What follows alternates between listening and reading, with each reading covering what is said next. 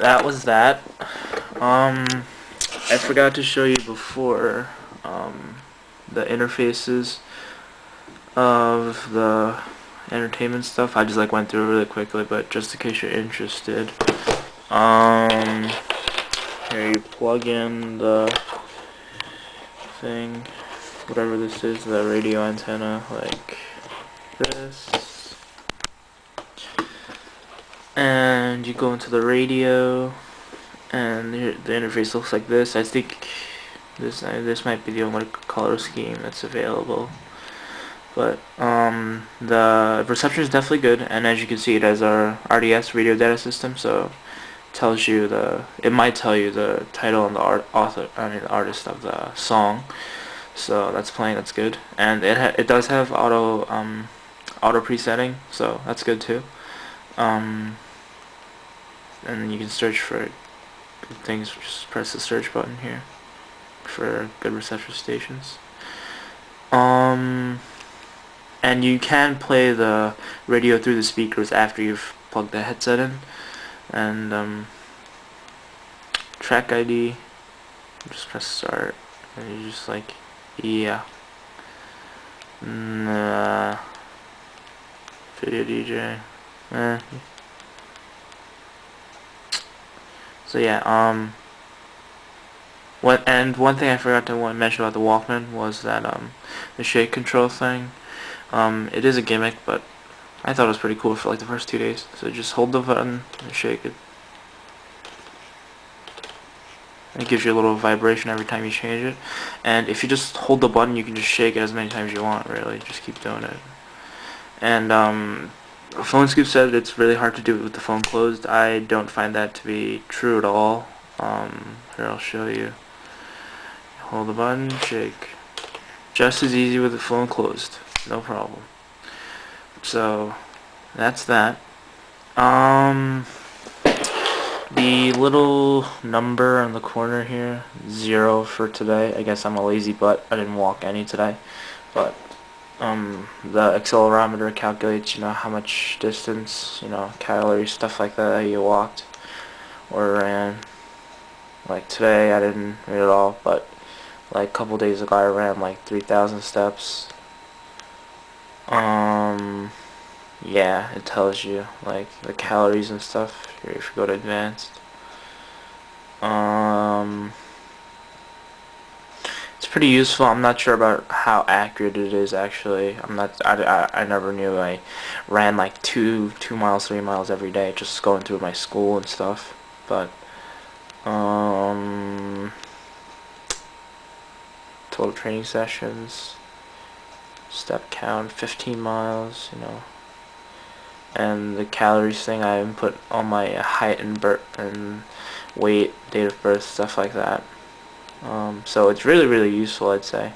So you can run this, the music player, and any other application you want all at the same time. So it's definitely useful to have that shortcut thing that I mentioned before, and good multitasker. Pretty powerful processor.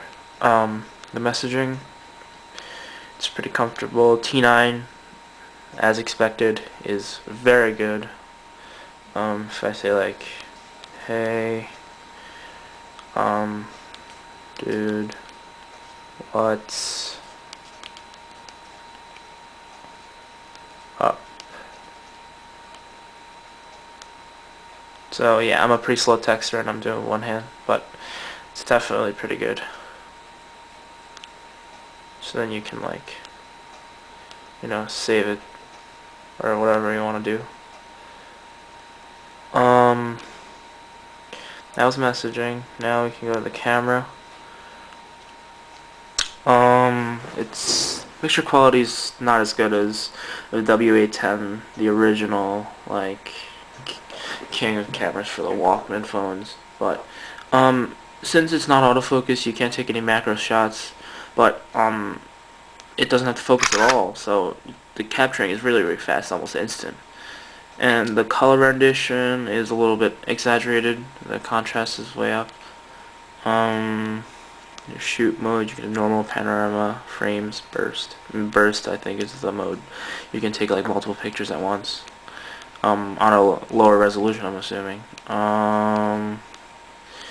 your picture size. You can have 2 megapixel, 1 megapixel VGA, and the zoom only works in the VGA mode. I'm not very sure why. It's just that I'm thinking, since a lot of people complained about the digital zoom because all it was doing was just cropping up an image. So I think maybe Sony Ericsson thought that if you were only allowed to zoom in VGA mode, it would be higher quality than cropping up images from a 2 megapixel resolution. So it is annoying. I'd rather just have the zoom function, even if it's bad, in the 2 megapixel mode. There is a night mode. It's semi-effective. I mean, this thing doesn't have a flash, which is disappointing. None of the Sony Ericsson slider phones have a flash, unfortunately. Effects, you can do black and white, negative, sepia. Those are just fun thing to have, but you can just always go into the computer and do it. White balance, daylight, cloudy. You can't control it manually though, so that's not a good thing. Picture quality, time and date, shutter sounds. One thing I do have to say about this is you can't turn it off. Even if the phone is in silent mode, the thing goes off, so you can't take a picture silently, which is pretty stupid. And you can save to the memory stick or the phone, so that's pretty good. I know the D900 or some of the Samsung phones couldn't save to the memory, the pictures. There's a video mode, and as always, Sony Ericsson decided to only allow us to shoot in ancient QCIF mode resolution. The frame rate is not that good either, but it's good for like short bursts if you want. And the picture viewer is alright. If you go to view all pictures, you can just be like, go to landscape, let's see, and you can view your pictures like so. And same thing with videos.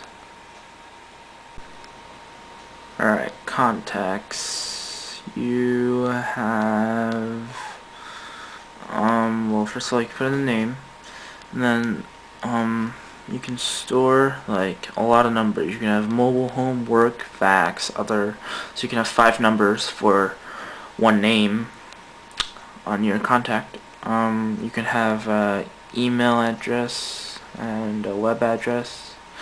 You can input their own picture, the ringtone, and then even their light effect and voice command. I didn't set it up yet, but I think you can do it with the headset that comes with it.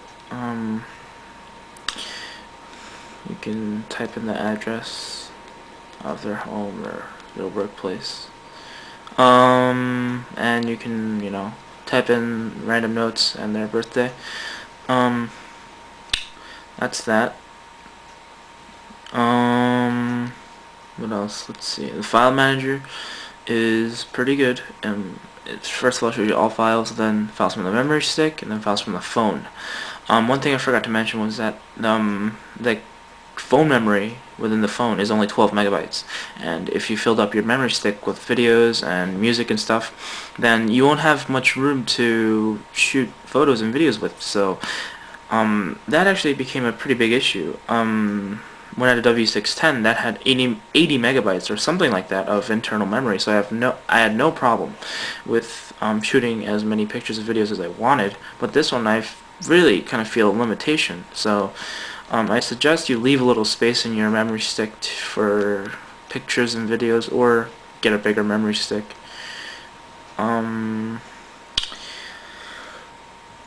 The picture viewer is good, and then you can put it on landscape mode and go like that. You can British slideshow, and there is a blocking feature. I haven't tried it.